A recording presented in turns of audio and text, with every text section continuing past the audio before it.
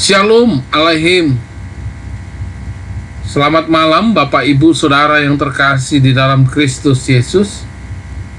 Senang sekali saya Hans pada malam hari ini ingin berbagi tentang firman Tuhan yang saya beri judul terkenal di hadapan Allah atau terkenal di hadapan manusia.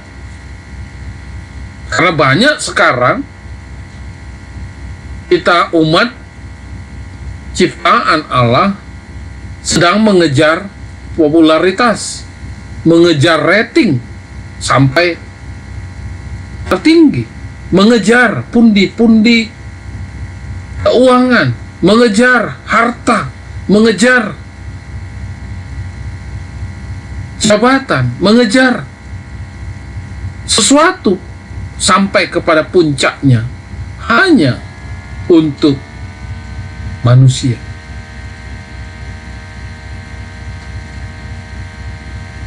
Jadi kalau saya pernah berdialog sama para teman-teman teologi, para teolog-teolog, tidak heran sekarang manusia godaan yang paling harus dihindari bukan menghadapi godaan-godaan yang menakutkan. Godaan sekarang bukan sesuatu yang mengerikan. Godaan sekarang bukan sesuatu yang membuat orang terheran-heran. Justru godaan sekarang adalah yang diselubungi dengan sesuatu yang indah-indah, yang baik-baik, yang bagus-bagus. Tapi di belakang keindahan dan kebaikan dan yang bagus itu ada perangkap iblis, perangkap setan yang ingin menjerat manusia untuk jatuh ke dalam dosa.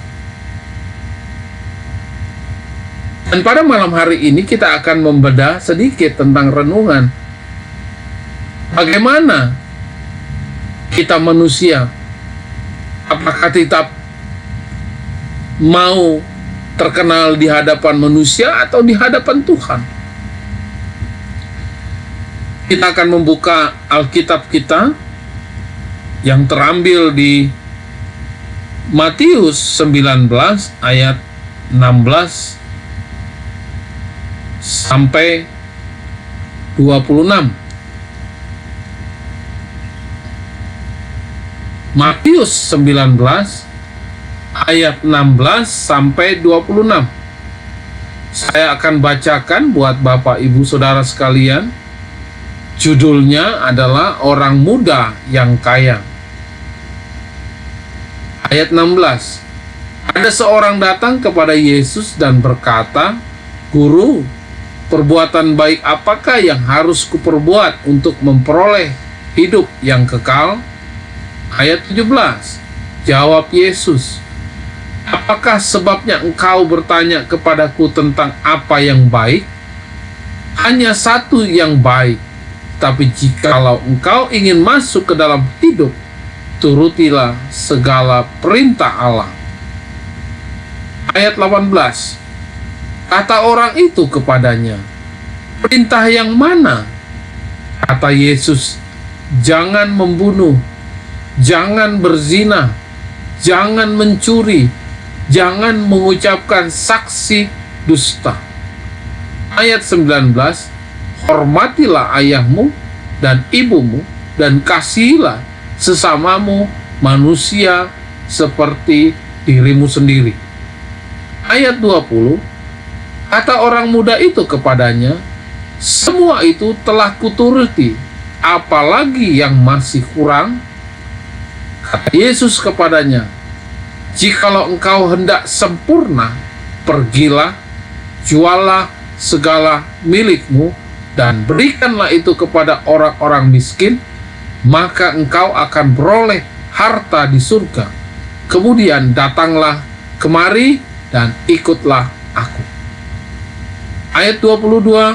Ketika orang muda itu mendengar perkataan itu, pergilah ia dengan sedih, sebab banyak hartanya.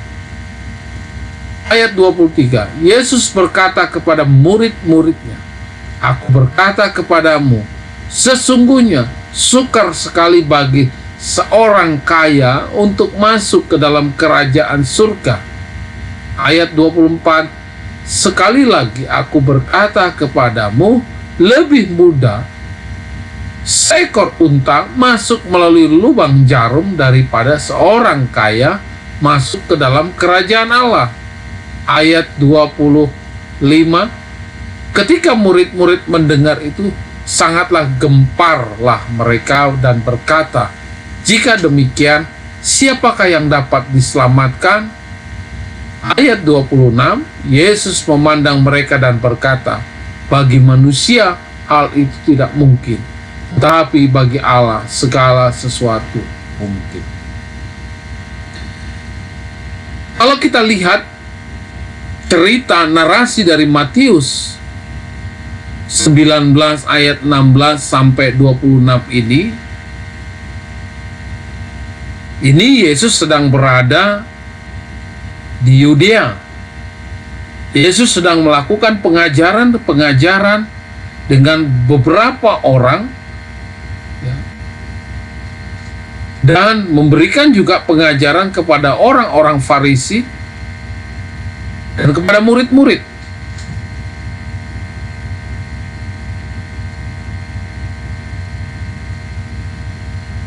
Beberapa tokoh tadi didengar juga dengan segerombolan orang yang berbondong-bondong datang saat Yesus melakukan pengajaran itu. Ayat 16 memberikan penekanan bahwa ada seorang muda bertanya kepada Yesus.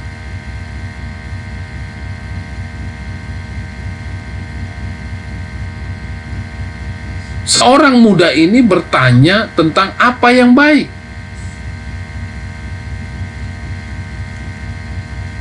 Dia bertanya kepada Yesus karena Yesus sedang melakukan pengajaran kepada orang-orang Farisi dan murid-murid. Ayat 17, Yesus menjawab pertanyaan dari seorang muda ini, dan Yesus katakan tentang pertanyaan si orang muda ini.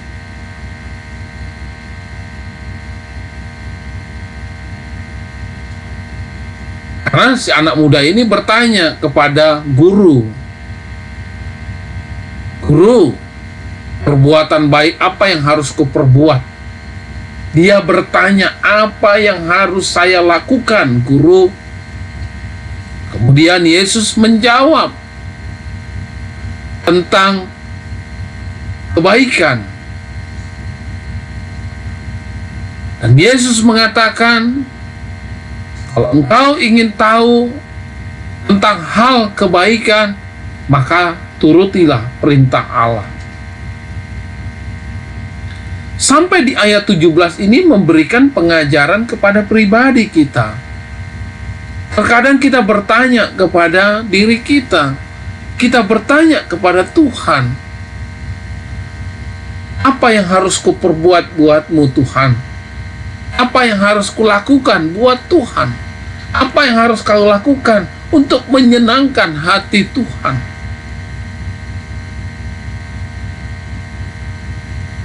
Maka Tuhan mengatakan, lakukan hal kebaikan.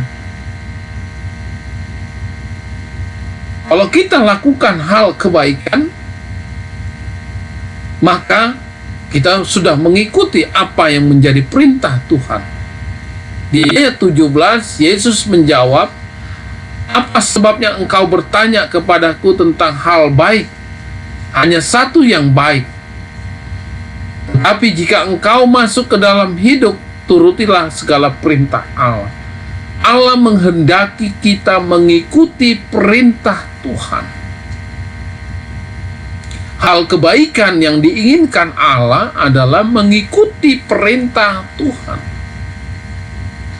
Kemudian anak muda itu bertanya kepada guru, "Perintah yang mana, guru?" Kata Yesus kepada anak muda ini untuk memperjelas daripada pertanyaan berikutnya. Jangan membunuh, jangan berzina, jangan mencuri, jangan mengucapkan saksi dusta. Itu yang diperintahkan Allah. Karena kita bertanya, Tuhan, apa yang harus kulakukan? Tuhan, untuk menyenangkan hatimu, apa yang harus kuperbuat? Sering kali kita mengatakan ini kepada Tuhan. Maka jawabannya adalah lakukan apa yang baik kepada Tuhan. Lakukan perintah Tuhan. Apa itu perintah Tuhan? Jangan membunuh, jangan berzina, jangan mencuri, jangan mengucapkan saksi dusta atau sumpah palsu. Kalau saya melihat terjemahan daripada saksi dusta adalah sumpah palsu. Sering bersumpah tapi tidak ditepati. Dan di ayat 19 dikatakan, Yesus katakan, hormatilah ayahmu dan ibumu. Kasihilah sesamamu manusia seperti dirimu sendiri. Itu kata Tuhan kepada kita. Bagaimana harus kita lakukan untuk menyenangkan hati Tuhan? Apa yang harus kita perbuat untuk kebaikan Tuhan?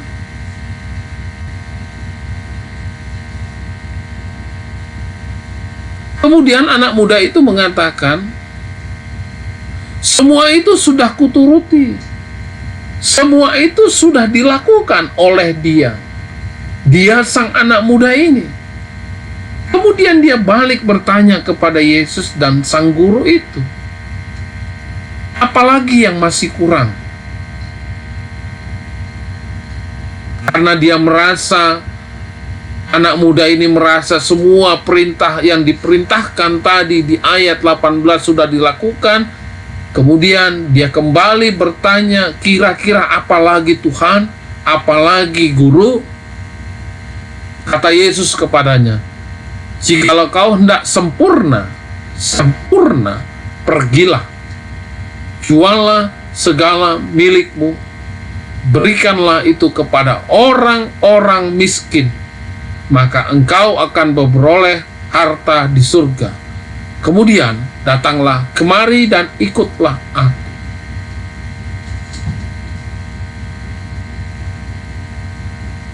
Apa arti maksud daripada ayat yang ke-21 ini? Kita harus menjual harta kita, berikan kepada orang miskin, datang kepada Tuhan dan ikutlah Tuhan.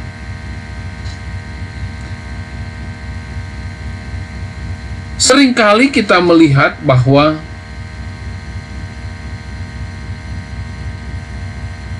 kekuasaan atau kehebatan dunia ini memberikan satu janji yang cukup membiurkan. Nomor satu adalah dunia ini menjanjikan kepada kita kekuasaan. Iblis menjanjikan kepada kita kekuasaan. Apabila kita mencintai dunia ini, menikmati apa yang diberikan dunia ini, maka dunia ini akan memberikan kekuasaan kepada kita. Hanya kita mau atau tidak masuk ke dalam perangkap sang iblis itu, atau sang pendusta itu. Kalau kita lihat kembali ke ayat 21, tidak ada mengatakan mengejar kekuasaan. Tuhan malah perintahkan, jikalau engkau hendak sempurna, pergilah, jualah segala milikmu dan berikanlah kepada orang-orang miskin, maka engkau memperoleh harta di surga. Ikutlah aku. Bukan mengejar kekuasaan di dunia.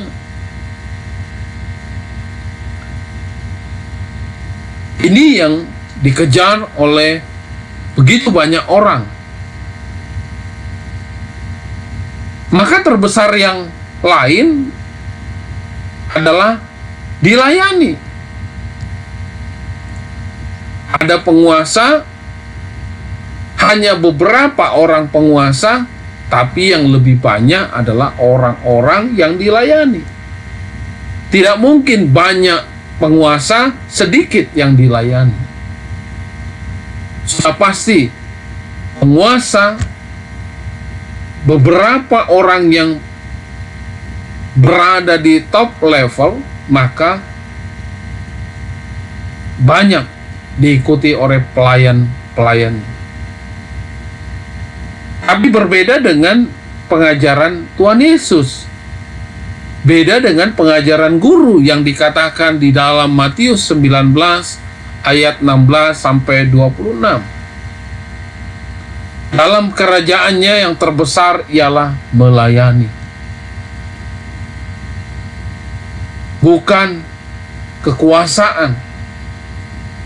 Di dalam kerajaan surga, di dalam melayani Tuhan, pesan Tuhan adalah melayani. Ayat 21 memberikan gambaran bahwa hidup kita sebenarnya hanya untuk Tuhan. Harta milik kita adalah milik Tuhan. Maka hendaklah kita tidak mencintai harta kita, tidak mencintai mamon-mamon yang ada di dunia ini, dan berikanlah itu kepada orang yang membutuhkan, maka ikutlah Tuhan. Artinya, sembahlah Dia, layani Dia. Dalam kerajaan surga, konsepnya hanya melayani.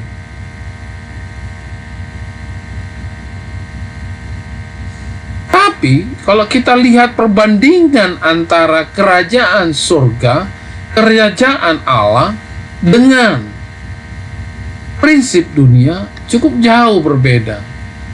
Dunia mengajarkan semakin banyak kita menyimpan kekayaan kita, maka kita menjadi kaya raya. Semakin kita punya banyak jabatan, uang kita berlimpah. Semakin banyak perusahaan yang kita miliki, harta kita cukup banyak, melimpah ruah. Apakah ini yang diinginkan oleh Allah? No. Bukan itu yang diinginkan Allah. Yang diinginkan Allah seperti yang dijelaskan Yesus kepada anak muda ini adalah, tadi kita baca di ayat 18, jangan membunuh, jangan berzina, jangan mencuri, jangan mengucapkan saksi dusta, hormatilah ayahmu dan ibumu, kasihilah sesamamu manusia seperti dirimu sendiri. Masih belum puas juga apa kata Tuhan? Agar kita mempunyai kerajaan surga, apa Dia katakan? Jualah hartamu, serahkan kepada orang-orang miskin, ikutlah Dia. Artinya melayani Tuhan. Hidupmu hanya untuk Tuhan. Hidupmu melayani Tuhan. Hidupmu hanya untuk kerajaan surga Tuhan yang ampuni. Kemudian kita baca kembali ke ayat 22. Ketika orang muda itu mendengar perkataan itu, pergilah ia dengan sedih, sebab banyak hartanya. Wow. Ayat 23, Yesus berkata kepada murid-muridnya, aku berkata kepadamu, sesungguhnya sukar sekali seorang kaya untuk masuk ke dalam kerajaan surga. Ya.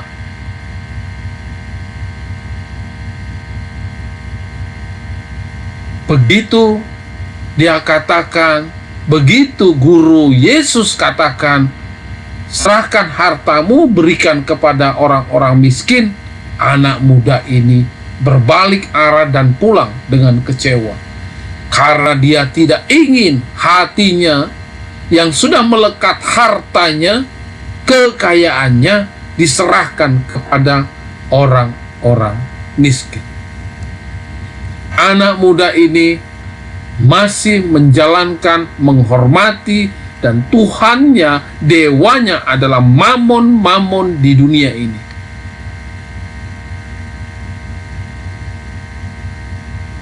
Prinsip yang dia pakai adalah prinsip dunia, mengejar harta sebanyak mungkin untuk mengejar kekayaan yang melimpah ruah.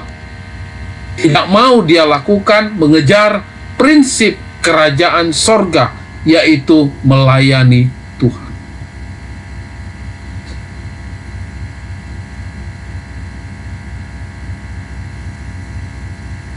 Kalau kita lihat kembali di ayat 24, 23 dan 24, Yesus memberikan penegasan kepada orang-orang Yudea, kepada orang-orang yang berbondong-bondong datang, salah satunya anak muda ini, orang-orang Farisi, termasuk kepada para murid Yesus.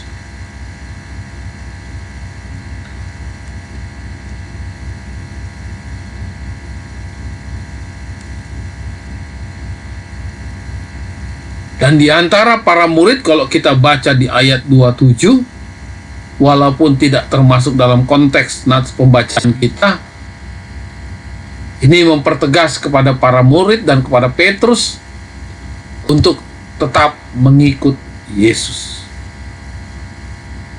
Sekali lagi aku berkata kepadamu, di ayat 24, diberikan lebih mudah seekor unta masuk melalui lubang jarum daripada seorang kaya masuk ke dalam kerajaan Allah. Ketika mendengar ini, murid-murid tercengang, kaget. Gitu.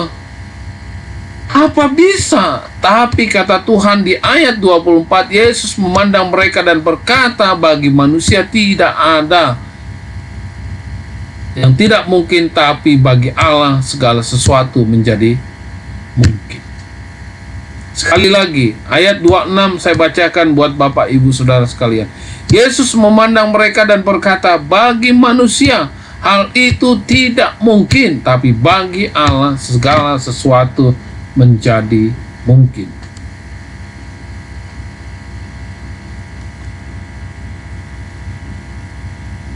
Kalau dilanjut kemudian ke ayat 28, ini adalah upah. Bagaimana kita mengikut Tuhan. Kemudian, buat apa kita menjadi terkenal, tersohor di depan manusia, tapi di depan Allah Anda menjadi tidak terkenal, bahkan tidak masuk ke dalam daftar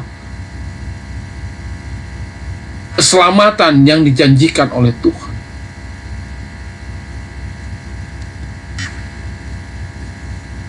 Di dalam 2 Korintus 10 ayat 18, dia katakan, janganlah puas diuji manusia, biarlah kita dipuji Tuhan. Sekali lagi, pujian manusia hanya membinasakan. Mamon-mamon sekarang adalah mamon-mamon yang memberikan pandangan dan memberikan keindahan yang luar biasa, tapi di balik keindahan itu ada jebakan-jebakan di mana kita akan masuk ke dalam dosa, ke dalam kehendak si iblis, dan kepada penyembahan-penyembahan mamon yang diberikan dunia ini kepada kita. Pertanyaannya sekarang kepada Bapak Ibu, lebih baik terkenal di hadapan siapa? Bapak, Ibu, dan saudara sekalian? Saya pribadi akan mengatakan dengan pasti, saya lebih terkenal di hadapan Tuhan daripada di hadapan manusia. Dan saya akan lakukan hidup saya hanya untuk melayani Tuhan. Tuhan Yesus memberkati kita.